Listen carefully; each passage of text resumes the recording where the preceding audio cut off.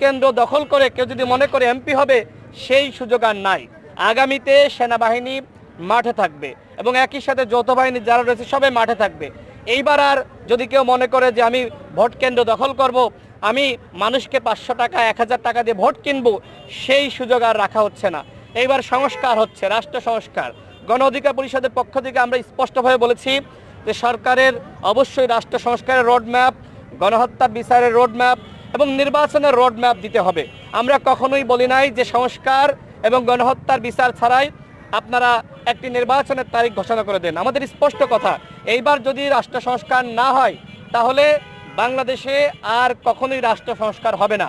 যেহেতু এত বড় অভ্যুত্থান হয়েছে, হাজারো মানুষ মারা গেছে, হাজারো যোদ্ধারা রাজপথে আবাবিল পাখির ন্যায় নেমে এসে যারা হাসিনা মুক্ত বাংলাদেশ আমাদেরকে উপহার দিয়েছে, তাদের যে স্বপ্ন, সেই স্বপ্ন অবশ্যই আমাদেরকে এবার পূরণ করতে হবে।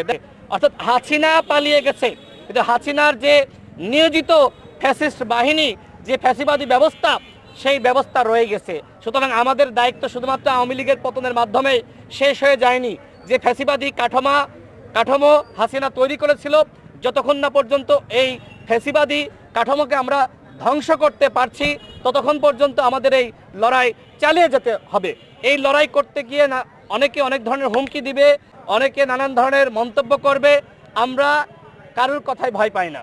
যেখান থেকে হুমকি আসবে সেখানে রাশেদ খান আগে গিয়ে গণমানুষকে সাথে নিয়ে প্রতিরোধ গড়ে তুলবে।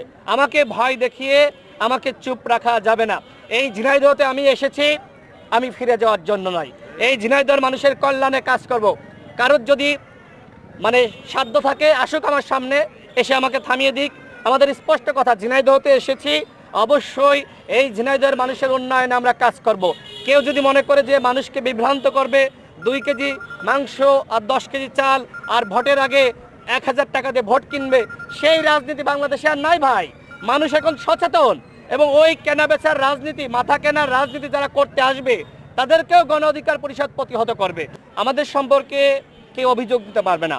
18 সাল থেকে 24 সাল পর্যন্ত যে রাজনৈতিক পথ চলা, এই পথ চলায় কেউ বলতে পারবে না যে আমরা কারোর কাছ থেকে চাঁদাবাজি করেছি, দুর্নীতি করেছি, আমরা টেন্ডারবাজি করেছি, আমরা কোনো অন্যায় করেছি। কেউ যদি 1 টাকার দুর্নীতির প্রমাণ করতে পারে, আমি রাশেদ খান আজকে আপনাদের সামনে বলছি যে আমি রাজনীতি করব না। আমি সবসময় ক্লিন ইমেজে রাজনীতি করার চেষ্টা করি। দেখেন, দল বলেন আর বিভিন্ন গোষ্ঠী বলেন, ভালো মানুষকে সবসময় থামানোর জন্য একটা মাফিয়া চক্র সবসময় তারা কিন্তু তৎপর থাকে।